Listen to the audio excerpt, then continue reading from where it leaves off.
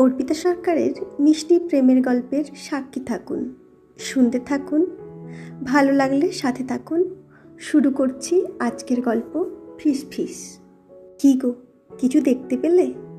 সারাদিন হাপিত্তেশ করে বসে থেকে বিকেলবেলা দেখলাম একটা হাঁটুর ওপরে প্যান্ট আর ছোট গেঞ্জি পরে বারান্দায় দাঁড়িয়ে দাঁড়িয়ে গ্লাসে করে নিয়ে কী যেন খাচ্ছিল।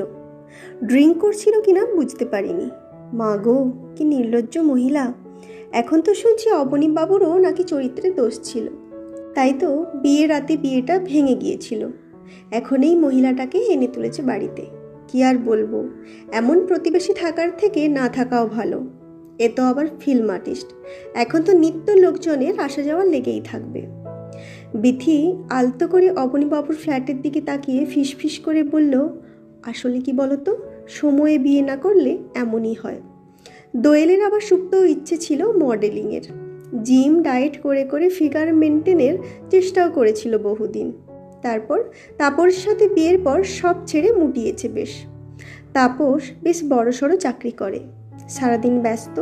দোয়েলের দিন কাটে পার্লার, মুভি, শপিং করে। প্রতিবেশীরা দোয়েলকে একটু হিংসার চোখে দেখলেও সদ্ভাব দেখে চলে। বড় লোকের সুন্দরী বউয়ের সম্মানটুকু অন্তত লোকে দেয় ওকে। তাই তো পাশের ফ্ল্যাটের বিথিকে ফিল্ম আর্টিস্ট রূপকথা সম্পর্কে খোঁজ নিতে বলায় বিথি বাধ্য ছাত্রীর মতো সমস্ত খবর সংগ্রহ করে এনেছে। দার্জিলিং চাই চুমুক দিয়েই বিথি বলল, সত্যি বলতে কি দোয়েলদি, এমন কিছু আহামরি দেখতে নয়। আমার তো ওর থেকে তোমাকে অনেক বেশি সুন্দরী মনে হয়। নেহাত ঘর সংসারের কাজ সামলাও তাই, না হলে অমন চর্চায় থাকলে তোমাকেও ওই রূপকথা ব্যানার্জির থেকে কম কিছু লাগতো না। দোয়েল কুকিজের প্যাকেটটা এগিয়ে দিয়ে বলল, এ তোমার বাড়াবাড়ি বিথি, আমি অতটাও সুন্দরী নই।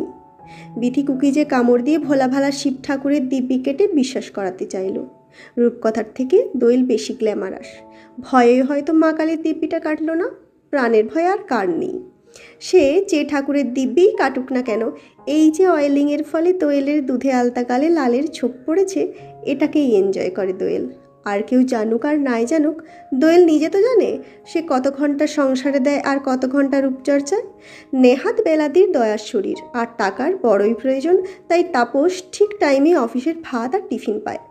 না হলে ডার্ক সার্কেলের ভয়ে দোয়েল তো ঘুম থেকেই ওঠে বেলা 10টার সময়।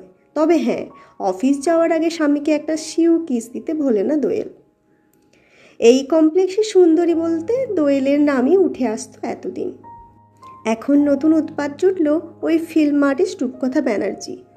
ফিল্ম আর্টিস্ট ওই নামেই, আসলে তো গোটা চারেক ফ্লপ ফিল্মের নায়িকা আর গোটা তিনেক জনপ্রিয় সিরিয়ালের ন্যাকা ন্যাকা বউ, তার আবার এত দেমাক। নাকটা একটু সিটকে দোয়েল বলল, একটা কথা মনে রেখো বিথি, আমাদের মহিলা মহলে যেন এই রূপকথা ঢুকতে না পারে, তাহলে কিন্তু পুরো পরিবেশটা বিছিয়ে ছেড়ে দেবে। এদের তো আর চরিত্র বলে কিছু থাকে না গো। আজ এর সাথে, কাল ওর সাথে, এখন আনম্যারিড অবনীবাবুকে পেয়েছে, ঘাড়ে চেপে বসেছে। আর অবনীবাবুরও বলিহারি যাই, হাউজিং কমপ্লেক্সে এতটা সম্মান নিয়েছিলেন, প্রফেসর মানুষ, সে কিনা এই 42-43 বছরে এসে ওই 27-28-এর মেয়েটার খপ্পরে পড়ে। বিথি বলল, তবে যাই বলো দিদি, ওই মেয়ে ঠমক ঠমক করে থাকে তাই। ওর বয়সও 30-এর উপরেই হবে। ফিল্ম আর্টিস্টদের তো বয়স বোঝা দেয়। এখনই হেমা মালিনীকে 50-এও 30 মনে হতো। দোয়েল আর চোখে একবার আয়নার দিকে তাকিয়ে নিল। তা মিথ্যে বলেনি বিথি। দোয়েল যখন নিজের 32কে এখনও 27 বলে হাতে 5 বছর লুকাতে পেরেছে, তখন রূপকথার লুকানো বয়সের হিসেব পাওয়া অতটাও সোজা নয়। সব থেকে বিরক্ত লাগছে কমপ্লেক্সের পুরুষদের আচরণ দেখে। ছুতোয় নাতায় সকলেই একবার করে অবনীবাবুর ব্যালকনির দিকে আর চোখে তাকিয়ে নিচ্ছে। এমনকি তার অমন ভোলা ভালা স্বামী তাপস পর্যন্ত সেভিং কিটস নিয়ে ব্যালকনিতে বসে অবনীবাবুর ফ্ল্যাটের দিকে তাকিয়ে তাকিয়ে দাঁড়ি কাটছিল। দোয়েল রেগেমেগে বলেছিল, এত কষ্ট না করে যাও না, অবনীবাবুর বাড়িতে গিয়েই বরং এক গ্লাস জল চেয়ে খেয়ে এসো, আর তাকেও সামনাসামনি দেখে এসো। ইদানিং তাদের আশ্রয় ফ্ল্যাট কমপ্লেক্সের প্রায় প্রতিটা ঘর থেকেই সন্ধে হলেই উড়ন্ত ঘূর্ণি সিরিয়ালের থিম সং ভেসে আসছে। কারণ একটাই, উড়ন্ত ঘূর্ণি নায়িকার চরিত্রে আছে রূপকথা ব্যানার্জি। তাপসও কয়েকদিন অফিস থেকে 7টার মধ্যে বাড়ি ফিরে সোফায় চা নিয়ে টিভি সিরিয়ালের সামনে বসে যাচ্ছে। জেতাবোস দেওয়েলকে ভেঙচি কেটে বলতো, কি দেখো বলো তো ওই ন্যাকা ন্যাকা সিরিয়ালগুলো। বিথি বলল, আমার কর্তা আবার বলে কি? বাহ, মেয়েটি বেশ ভালো অভিনয় করে তো। বোঝো দিদি বোঝো, এ মেয়ে তো আমাদের ঘরে আগুন ধরাতেই কমপ্লেক্সে ঢুকেছে গো।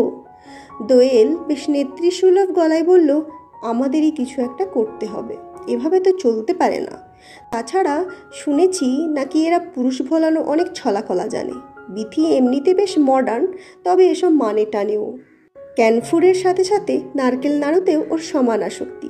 যদিও পরিচিতদের সামনে নিজেকে আধুনিক প্রমাণ করার জন্য কাঁটা চামচেই খাবার খায়, তবে ঘরের কোণে সকলের আড়ালে আঙুল চেটে খেতেই ভালো লাগে।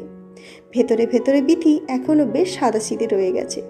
দোয়েলের এসব প্রস্তাবে তাই ভয়ে ভয়ে বলল, বলছি দোয়েল দি, আর কয়েকটা দিন দেখাই যাক রূপকথা কেমন মেয়ে, তারপর না হয় সবাই মিলে বুঝে ব্যবস্থা নেওয়া যাবে। আসলে এখন তো রূপকথা নিজের গাড়িতে করে শুটিংয়ে যাওয়া ছাড়া তেমন কিছুই করে না। সত্যি বলতে কি, মেয়েটার মুখটা দেখতেও ঘন্টাখানেক অপেক্ষা করতে হয় ওদের ওই 4 তলার ফ্ল্যাটের দিকে তাকিয়ে। তুমি চুপ করো বিথি, ওর নিজের গাড়ি নাকি? ওটা তো অবনীবাবুর গাড়ি। আচ্ছা, অবনীবাবুর সোসাইটিকে কিছু জানিয়েছে কি? এই যে হঠাৎ করে একজন মেম্বার তার ফ্ল্যাটে আকাশ থেকে টুপ করে পড়ে তার বেডরুমে বাস করতে লাগলো, তার সাথে অবনীবাবুর লিগ্যাল রিলেশন ঠিক কী? এটা একটা ভদ্র সমাজ, এখানে যে যা খুশি করতে পারে না, তাই না বিথি? বিথির আর ভালো লাগছে না, সব খেটে যাচ্ছে। কে এই রূপকথা? অবনীবাবুর সাথে এর সম্পর্কই বা কী? অবনীবাবুর যদি চরিত্রের দোষ থাকতো, তাহলে কি গত 3 বছরের পাশাপাশি থেকেও একটুও টের পেত না বিথি? তারপর এক ব্যাচেলার মানুষ বলে ভালো মন্দ রাঁধলেও বিথি দিয়ে আসতো ওনার ফ্ল্যাটে, কিন্তু কখনো তো খারাপ কিছু দেখেনি, বরং বিথিকে বোনের চোখেই দেখতেন অবনীবাবু। হঠাৎ যে কি ভীমরতি ধরল, যেহেতু বিথির সাথে একটু বেশিই ভাব ছিল ভদ্রলোকের, তাই এখন কমপ্লেক্সের সবাই বিথিকে জিজ্ঞেস করছে রূপকথার সম্পর্কে। কি যে মুশকিলে পড়েছেও, কেউ কেউ তো আবার খোলাখুলি বলেই বসলো, বাবা বিথি ভাই, তুমি খুব বাঁচান বেঁচে গেছো। মাঝে মাঝেই তো দুপুরের দিকে তরকারির বাটি নিয়ে তুমি ওই ভদ্রলোকে খাওয়াতে যেতে, তখন যদি। লজ্জায় নাকের ডগা লাল হয়ে গেছে বিথির। বিথির হাজব্যান্ড রাহুল কিন্তু বলেছে, দেখো মানুষকে না জেনে তার সম্পর্কে এত বড় কথা বলা ঠিক নয়। তবুও ওই শর্ট প্যান্ট পরে রূপকথাকে দেখলেই অবনীবাবুকেই খারাপ মনে হয় ওর। লোকে কিন্তু আমাদের নিয়ে আলোচনা শুরু করেছে অবনী। অভিনেত্রীদের তো আবার সম্মানবোধ থাকতে নেই, তাদের তো চরিত্র খারাপই হয়। কিন্তু তুমি প্রফেসর মানুষ, শিক্ষার দূত, তোমার অপমান হলে আমারও বুকে বাজবে। নিস্পৃহ গলায় অবনী বলল, এখনই কি পাপের স্খলন হয়নি কথা? একটা গোটা জীবন কি যথেষ্ট নয় একটা ভুলের শাস্তির জন্য? ভুল? ভুল তোমার কোথায় ছিল অবনী? ভুল তো আমি করেছিলাম, ভুল স্বপ্নের বীজ তো আমি বুনেছিলাম। রূপকথার গলাটা ধরে এলো। অবনী ইজি চেয়ার ছেড়ে উঠে গিয়ে দাঁড়ালো রূপকথার পাশে। বয়স হচ্ছে রূপকথারও, মেকআপহীন মুখে বেশ বোঝা যাচ্ছে। পেলক চামড়ার ওপরে বলিরেখারা জায়গা দখল করতে ব্যস্ত। কালার করা চুল হয়তো রূপালী রেখাদের ঢেকে দিতে সক্ষম হয়েছে, যদিও টানটান ফিগার আর আধুনিক পোশাকের কেরামতিতে রূপকথাকে আজও 30-এর নিচেই লাগে। চোখের জল মোছার চেষ্টা না করেই রূপকথা বলল, কিন্তু আমার জন্য তোমার সম্মানহানি হোক এটা মেনে নেওয়া যে আরও কষ্টের। অবনী বলল, কষ্ট? সত্যিই যদি এত কষ্ট হতো তোমার, তাহলে আমার প্রস্তাবে রাজি হতে তুমি কথা? আচমকা নিজের হাউস কোটের ফিতেটা খুলে দিয়ে রূপকথা বলল, এর জন্য লিগেল হতে চাইছো কেন অবনী? এ তো তুমি যখন তখন পেতেই পারো। অবনী অভিমানের চোখ বুঝল, গাঢ় গলায় বলল, ছেলে মানুষই করো না কথা। এত রাগ তোমার আমার প্রতি? রূপকথা ঠোঁটটা বেঁকিয়ে বলল, রাগ? তোমার উপর রাগ করবে রূপকথা ব্যানার্জি, যে তোমাকে পুরুষ মানুষই ভাবে না? স্যান্ডেলে আওয়াজ তুলে বাথরুমে ঢুকে গেল রূপকথা। খবরের কাগজের কালো অক্ষরগুলো ঝাপসা হয়ে যাচ্ছিল অবনীর চোখে। আজ এত বছর পরেও কথার কি মারাত্মক জেদ আর অভিমান, সেই একই ঝাঁঝালো মেজাজ। রূপকথা বাথরুম থেকে বেরিয়ে বলল, গিজারে গরম করা জল আছে, স্নান করে খেতে এসো। রূপকথার মুখের এই নির্দেশের সুরে কথাগুলোই ভীষণ প্রিয় অবনীর। কিছু কিছু মানুষ থাকে যাদের জন্মই হয় মানুষকে শাসন করার জন্য, রূপকথাও কিছুটা তেমনই। অবনীর মুখের হালকা হাসির রেখাটা দেখেই রূপকথা বলে উঠল, অসহ্য, তোমার এই সুখের হাসিটাই আমার সব থেকে বিরক্তিকর বস্তু। শ্যাম্পুটা কোথায় কথা? এক মাথা চুলে তো দফা রফা করেছো, আর শ্যাম্পু কি হবে? বলতে বলতেই শ্যাম্পুর শিশিটা ধরিয়ে দিল অবনীর হাতে। লোকের কাছে নিজেকে আরো বুড়ো সাজিয়ে রাখতে খুব ভালো লাগে বুঝি? নাকি বুড়ো প্রফেসর না হলে ছাত্রীরা মানবে না? কথা, আমার কলেজে কিন্তু ছাত্রও আছে। তা থাকবে না কেন? তবে তোমার নজরই ছাত্রীদের দিকেই কিনা? এ কি অন্যায্য দোষারোপ কথা! আজ অব্দি কেউ বলতে পারেনি আমি বহুগামী। একজনের প্রেমেই পাগল থাকলাম আজীবন। বাথরুমের ভেতর থেকেই শুনতে পেল অবনী রূপকথা গজগজ করে বলল, কি ধাতু দিয়ে যে তৈরি মানুষটা! অবনী খুব ভালো করে জানে ওই শক্ত খোলসের আড়ালেই আছে সেই নরম কান্না ছোঁয়ানো মনটা, যেটার স্বাদ আর কেউ না পাক, অবনী নিজে পাচ্ছে বইকি। তাই তো ইদানিং কাকলিদির হাতের অখাদ্যগুলো পরিবর্তিত হয়ে গিয়ে হঠাৎই সুখাদ্য হয়ে যাচ্ছে। লাঞ্চ বক্সে ব্রেড বাটারের পরিবর্তে পরোটা, চাউমিন দেখতে পাচ্ছে, আর পাচ্ছে ওইসব খাবারে আরেকজনের হাতের উষ্ণ ছোঁয়া। যদিও রূপকথা কিছুতেই সে কথা স্বীকার করতে চায় না, বরং উল্টে বলে, তোমার এই কাকলিদি কিন্তু বেশ রাধে। প্রায় 10 বছর কাকলিদির হাতের তেলের ঝোল খেয়ে খেয়ে মুখে চড়া পড়ে গেছে, তাই এই নতুন স্বাদের রহস্য ভেদ করতে খুব বেশি কষ্ট করতে হয়নি অবনীকে। রূপকথা যে অবনীকে কেয়ার করছে এটা যেন কিছুতেই অবনী বুঝতে না পারে। মেয়েটা কিছুতেই বুঝতে দেবে না যে অবনীর জন্য ওর মনে আর কোনো অবশিষ্ট জায়গা আছে। তোমার কি আজ শুটিং আছে? আমার ট্যাক্সিতে প্রবলেম হবে না, তুমি গাড়িতে বেরিয়ে যেও। কথাগুলো কিছুটা জোরে জোরে রূপকথাকে শুনেই বলল অবনী। হালকা পিঙ্ক টি শার্টের সাথে ডেনিম জিন্সে মেয়েটাকে সেই কলেজের তন্নিই লাগছিল। অপলক তাকিয়েছিল অবনী। রূপকথা স্থির চোখে তাকিয়ে বলল, বেশি আরাম আবার আমার সহ্য হয় না। এতকাল বাসে ট্রামে ঝুলেছি কিনা? অবনী কাতস্বরে বলল, এখন থেকে গাড়িতে গেলে কি তোমার প্রবলেম হবে? ব্যাগের চেনটা আটকে রূপকথা বলল, তাহলে আমাকে স্টুডিওতে নামিয়ে দিয়ে তুমি কলেজে যেও। হঠাৎই এই 43-এর যৌবন অঙ্গ প্রত্যঙ্গতেও একটা অদ্ভুত শিহরণ খেলে গেল অবনীর। তাহলে বরফ গলছে। কথা ওর সঙ্গে একই গাড়িতে পাশাপাশি বসে যেতে রাজি হয়েছে। ওরা বেরিয়ে যেতেই দোয়েল, বিথি, অনুরাধা, সোমার মাথাগুলো একই জায়গায় হলো। এইভাবে কোনো অবৈধ সম্পর্ককে দিনের পর দিন চোখের সামনে দেখাও পাপ। কমপ্লেক্সের পরিবেশ নষ্ট হচ্ছে, আজই কমিটিতে জানানো দরকার। দোয়েল বলল, প্রয়োজন হলে দরখাস্ত লিখে তাতে সকলের সই করিয়ে নিলেই চলবে। কমপ্লেন লেটার আর কি, কারণ এই আশ্রয় কমপ্লেক্সের বেশ কিছু ফ্যামিলি আছে যারা পাশের ফ্ল্যাটের লোক মরে গেলেও খবর রাখে না। হয়তো বেশ কিছুদিন মানুষটাকে না দেখতে পেয়ে হঠাৎ জিজ্ঞেস করে বসে, আচ্ছা দত্তবাবু কি কোথাও বেড়াতে গেছেন? মানে বেশ কিছুদিন ফ্ল্যাটে তালা ঝুলতে দেখলাম কি না, তাই। দত্তবাবুর দেহাবসান ঘটেছে শুনে বেশ আফসোসের সুরে বলেন, ও মাই গড, মানুষটা মারা গেছেন। কিন্তু দোয়েলদের মতো বেশ কিছু মানুষ আছে যারা নিজেকে নিয়ে ভাবে কম, অন্যকে নিয়ে ভাবনাটা বেশি। কৌতূহলে পরিপূর্ণ মনের খোরাক খুঁজতে এরা অন্যের রান্নাঘরে নাক ঢোকায়। বিথি একটু ভয়ে ভয়ে বলল, কিন্তু দোয়েলদি, রাহুল যদি জানতে পারে যে আমি এসব গণ্ডগোলের মধ্যে আছি তাহলে। একটু বিরক্ত মুখে দোয়েল বলল, কেন, রাহুল কি বাঘ যে তোমাকে খেয়ে ফেলবে? ভয় পেয়ে পেয়েই মেয়েদেরা জিহাল। জনা পাঁচেক মানুষ সামনে দাঁড়িয়ে থাকলেই দোয়েলের কথা বলার ঢংটা অনেকটা বক্তৃতার বদলে চলে আসে। এখনও দোয়েল একই স্বরে বলল, তোমাদের পাশে পেলে ভালো, না হলে আমি একাই প্রতিবাদ করব।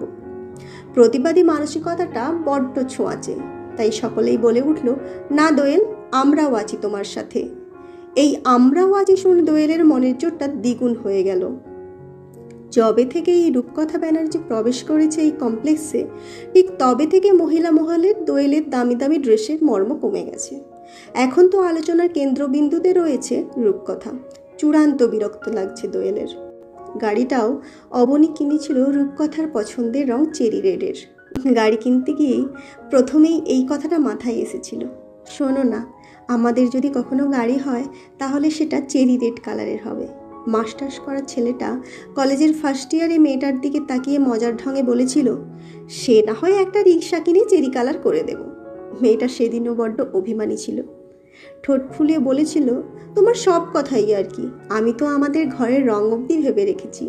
ওয়েফার কালারের দেওয়াল আর সাদা সিলিং, ভেতরে কচি কলা পাতা রঙের পর্দা। অবনী মুচকি হেসে বলেছিল, বাবা তুমি তো আমার সংসার একেবারে সাজিয়ে দিয়েছো কথা, তো বউটার নাম কি ঠিক করেছো? অবনীর পিঠে একটা কিলমেরে রূপকথা বলল, তোমার বউ তো একজনই, রূপকথা ব্যানার্জি। ভুলেও অন্য কারোর দিকে তাকালে। অবনীর ফ্ল্যাটের দেওয়ালের রং ওয়েফার, গাড়ির রং চেরি রেড, পর্দার রঙও হালকা সবুজ। শুধু স্ত্রীর জায়গায় রূপকথা ব্যানার্জি নেই। কথা, সব রাগ ঘৃণা ভুলে তোমার সংসারে তুমি ফিরতে পারো না। জানি অনেকগুলো বছর চলে গেছে আমাদের, তবু বাকি যেটুকু আছে। বাবার মৃত্যুর পরে আমি বড্ড অসহায় হয়ে গিয়েছিলাম অবনী। তাই বাবার শ্রাদ্ধের দিন তুমি যখন গিয়ে বললে তোমার ফ্ল্যাটে আসতে, সেদিন মনে হয়েছিল এই একলা থাকার অভিশাপ থেকে কটা দিন অন্তত প্রয়োজন বাবাকে ছাড়া বেঁচে থাকা শিখতে। তাই আমি আর দেরি করিনি। তবে এবার সত্যিই আমার ফেরার সময় হয়েছে।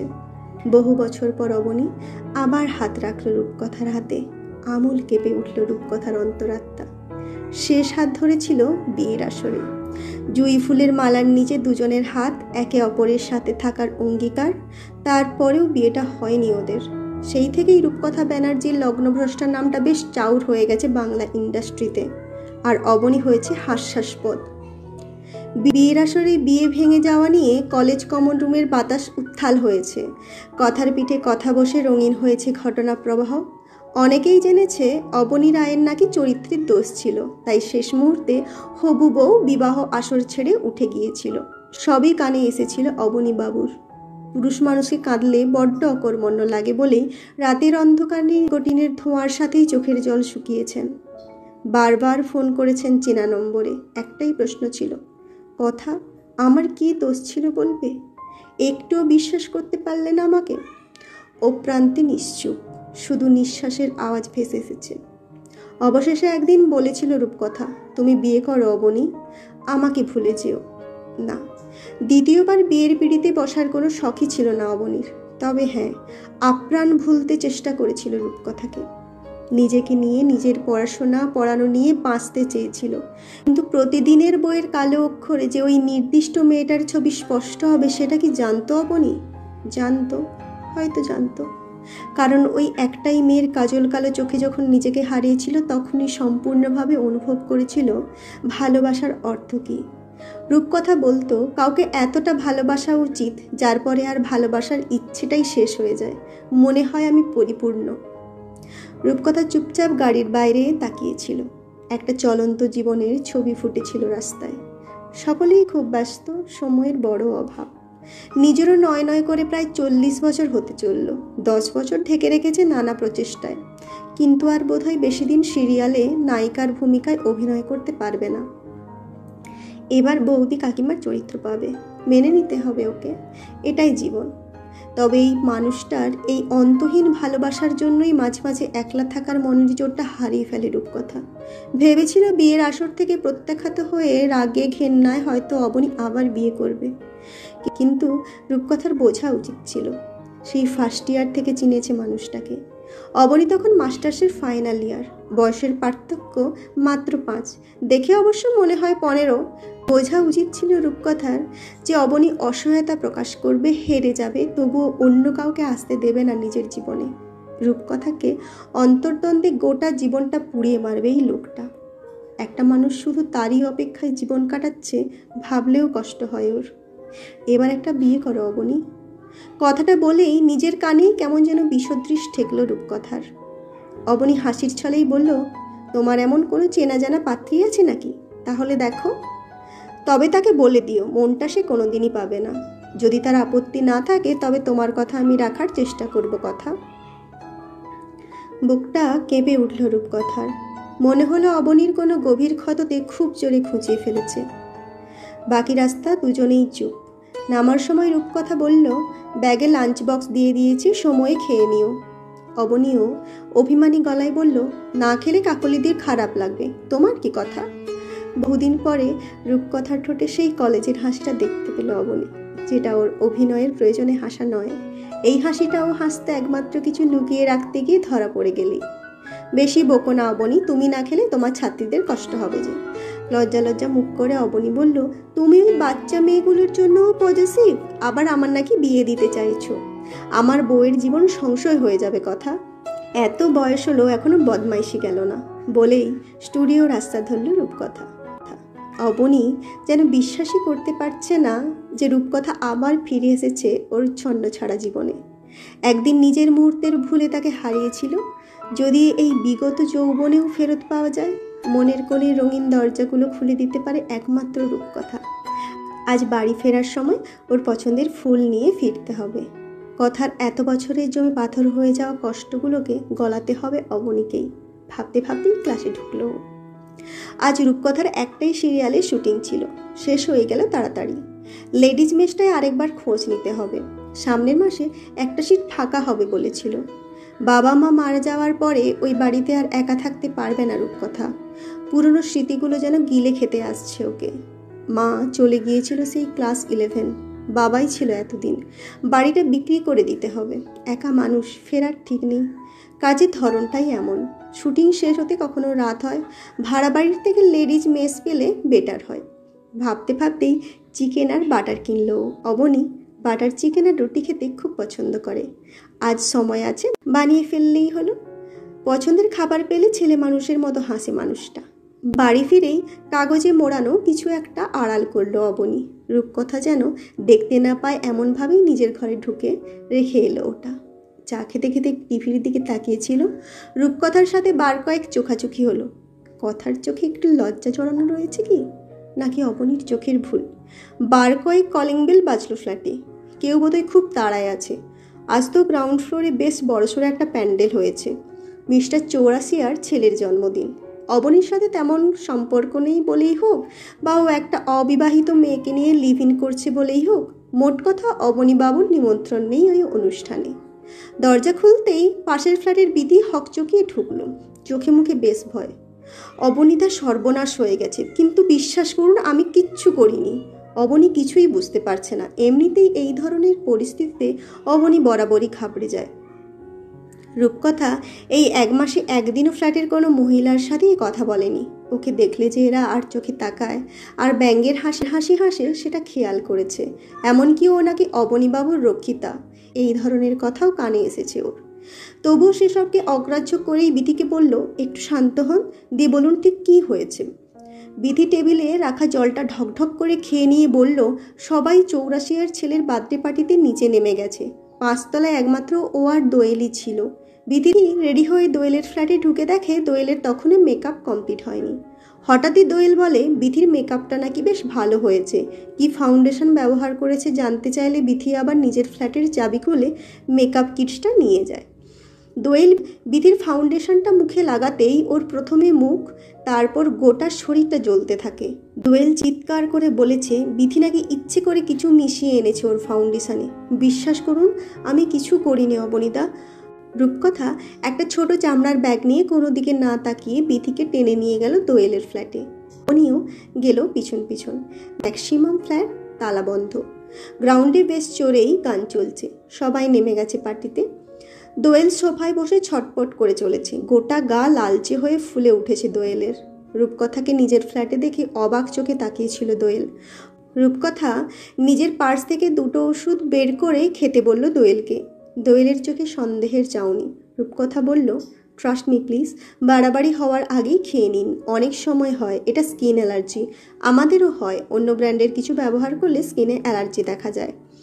আবার আমার বার কয়েক হয়েছিল, তাই ডক্টর দেখিয়ে এমার্জেন্সি ওষুধ রাখাই থাকে ব্যাগে। রূপকথার বলার ঢঙে অথবা নিজের শরীরের অস্থিতেই হোক দোয়েল 2টো ওষুধ খেয়ে নিল। ততক্ষণে অফিস থেকে তাপস ফিরে এসেছে। দোয়েলের বেশ কয়েকটা মিস কল দেখল ফোনে।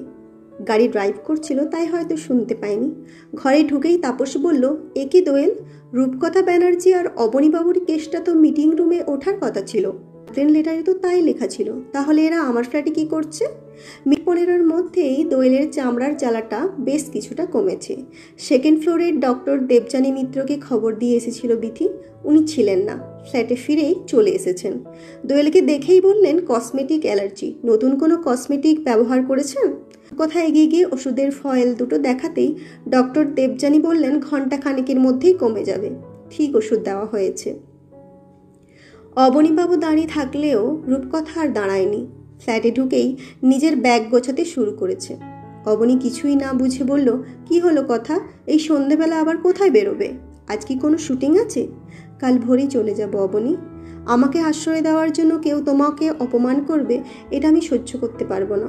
গোটা কমপ্লেক্স মিটিং অ্যারেঞ্জ করেছে অবনী, তোমাকে চরিত্রহীন প্রমাণ করবে বলে।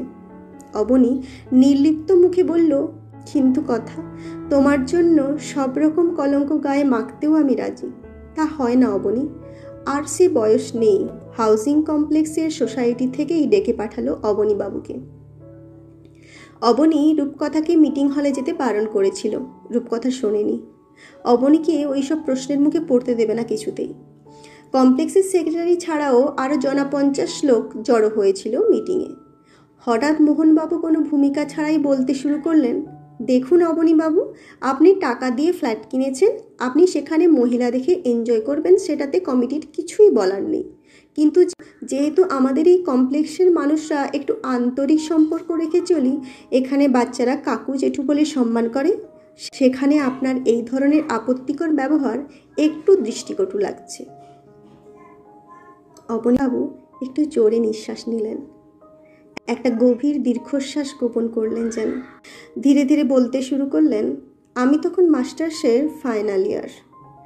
একটা মফস্বল শহরের বিউটি কন্টেস্টে পার্টিসিপেট করেছিল রূপকথা ব্যানার্জি। সেই আমাদের প্রথম দেখা, প্রথম দর্শনেই প্রেম বলতে পারেন। তারপর রূপকথা ছোটোখাটো অভিনয় করতে থাকে কলেজে পড়াকালীন। আমার আজও মনে আছে ওর প্রথম সিনেমায় চান্স পাওয়ার গল্পটা। আমাকে জড়িয়ে ধরে রূপকথা বলেছিল, আমার প্রথম রোজগারের টাকায় তোমাকে কিছু দিতে চাই অবনী। সিনেমায় 8 ঘন্টার একটা সাইড রোল পেয়েছিল ও। আমি জানতাম রূপকথা শিল্পী, রূপকথা অভিনেত্রী, কিন্তু আপাদমস্তক সনাতনী চিন্তার মানুষ আমার বাবা জানতেন না রূপকথা অভিনেত্রী। তাই সেদিন বিয়ের আসরে চেনা সিরিয়ালের মুখকে বৌমা হিসেবে দেখে জোর গলায় বলেছিলেন, এ বিয়ে হবে না। আমিও জেদ ধরেছিলাম, বিয়ের আসর থেকে উঠে যাব না, রূপকথাকেই বিয়ে করব। সিঁদুরদানের ঠিক আগেই রূপকথা বেঁকে বসল, বলল, অবনী তুমি মিথ্যেবাদী, তুমি তোমার পরিবারের কাছে আমার পরিচয় লুকিয়েছিলে। আমি মাকে বলেছিলাম রূপকথা অভিনয় করে, কিন্তু বাবাকে বললে যদি বাবা মেনে না নেয় বলেই বাবার কাছে লুকিয়েছিলাম। কিছুতেই বোঝাতে পারিনি রূপকথাকে আসল সত্যিটা কি। বোঝাতে পারিনি আমি ওকে হারাতে চাই না বলেই এই মিথ্যের আশ্রয় নিয়েছিলাম। অপমানে নীল হয়ে লাল বেনারসি গয়না পরা রূপকথা ওর সিনেমার মতোই ভেঙে দিয়েছিল আমাদের সত্যি বিয়েটা। তারপরেও বহুবার গেছি ওদের বাড়ি, ক্ষমা চেয়েছি, অভিমান ভাঙেনি ওর, ক্ষমা করেনি আমাকে। রূপকথা স্থির হয়ে বলল, আপনারা চিন্তা করবেন না, আমি কালই চলে যাচ্ছি এই ফ্ল্যাট ছেড়ে। মিটিং হলে তখনও অবনীর বলা বছর 10 আগের একটা ভেঙে যাওয়া বিয়ের রেশ। সকলেই প্রায় নিশ্চুপ। দোয়েলার বিথি শুধু বলে উঠল, রূপকথাতি, মানুষটা ওই ভুলের শাস্তি এত বছর ধরে পেয়েই চলেছেন। তুমি তো আজও ওনাকেই ভালোবাসো। ভালোবাসার মানুষকে যদি ক্ষমাই না করলে, তাহলে আর ভালোবাসলে কি? এতক্ষণে কমিটির সেক্রেটারি বললেন, তাহলে অবনীবাবু আপনি বরং রেজিস্ট্রি ম্যারেজটা সেরেই ফেলুন, পরে না হয় একটা পার্টি দিয়ে দেবেন। রূপকথা আর দাঁড়ালো না, ছুটেই উঠে গেছে মিটিং হল থেকে। অবনী তখন নিচে। ডিনার টেবিলটা আজ একটু সুন্দর করেই সাজালো রূপকথা। আর হয়তো কখনো এভাবে এক টেবিলে বসে খাওয়া হবে না অবনীর সাথে। কাল সকালেই চলে যাবে ও। অবনীকে ডিনারে ডাকতে গিয়েই দেখলো ও চুপ করে বসে আছে ওর ডিভানের এক কোণে। সামনে ছড়িয়ে রয়েছে রূপকথার সেই ফার্স্ট ইয়ারে থেকে দেওয়া রঙিন খামের সব চিঠি। রূপকথার দুদিকে বিনুনি বাঁধা ছবিটা হাতে নিয়ে অবাক হয়ে তাকিয়ে আছে অবনী, যেন হারিয়ে গেছে অত বছর আগের কোনো সন্ধেতে।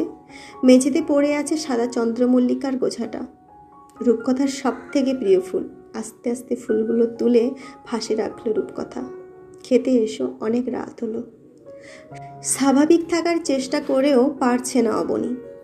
চোখ দুটো কান্না চাপতে গিয়ে বেশ রক্তাভ হয়ে উঠেছে।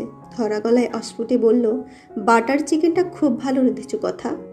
এটা যে আমার ফেভারিট ডিশ সেটা কাকলিদি জানে না। দুটো মানুষ, খুব কাছের মানুষ, দুটো ভিন্ন ঘরে রাত জাগছে। মাঝের ওয়েফার কালারের দেওয়ালটা একমাত্র তার সাক্ষী। সম্ভবত ভোরের দিকে ঘুমিয়ে পড়েছিল অবনী। বেশ বেলা করে ঘুম ভাঙল ওর। ঘুম ভেঙেই প্রথমেই মাথায় এলো, আজ চলে যাবে রূপকথা। চলে যাবে নাকি এতক্ষণে চলে গেছে? ডাইনিংয়ে বেরোতেই সম্পূর্ণ অন্য দৃশ্য চোখে পড়ল। বিথি দোয়েলের সাথে বেশ জমিয়ে গল্প জুড়েছে কথা। কোনো একটা সিরিয়ালের খল চরিত্রে নিয়ে ওদের আগ্রহ প্রশমিত করছে ও। তারপর বিথিকে বলল, বেশ, আজ তো আমার শুটিং আছে, আজ হবে না, কাল সন্ধ্যেতে আমি তোমাদের দুজনকেই মেথি পরোটা করে খাওয়াবো। পর্দার পাশ থেকে ওদের কথা শুনছিল অবনী। কথা ঘরে পরার পোশাক পরেই রান্নাঘরে ঢুকলো দেখেই সাহস করে অবনী জিজ্ঞেস করলো, তুমি আজ যাবে না? রূপকথা একটু তাকিয়ে থেকে বলল, কেন? আমি চলে গেলে এই বুড়ো বয়সে তোমার ছাত্রীদের সাথে প্রেমটা জমে উঠবে বুঝি? অবনী হেসে বলল, আমার কলেজে কিন্তু ছাত্রও আছে। কাল সারা রাত শুধু ভেবেছি তুমি চলে গেলে আমি কি করে কাটাবো। এই 1 এপ্রিলটা আমার মনে থাকবে রূপকথা। আমি সারা জীবন এভাবেই বোকা বনতে চাই তোমার কাছে। এভাবেই এপ্রিল ফুল বানিয়ে আমাকে আপন করে নাও রূপকথা। একাকিত্ব আর সহ্য হবে না আমার। চায়ের পাতাটা মেঝেতে ছড়িয়ে গেছে। অবনী পেছন থেকে জড়িয়ে ধরেছে রূপকথাকে। এভাবেই ধরে রাখবো কথা, আর কখনো ছাড়বো না তোমাকে।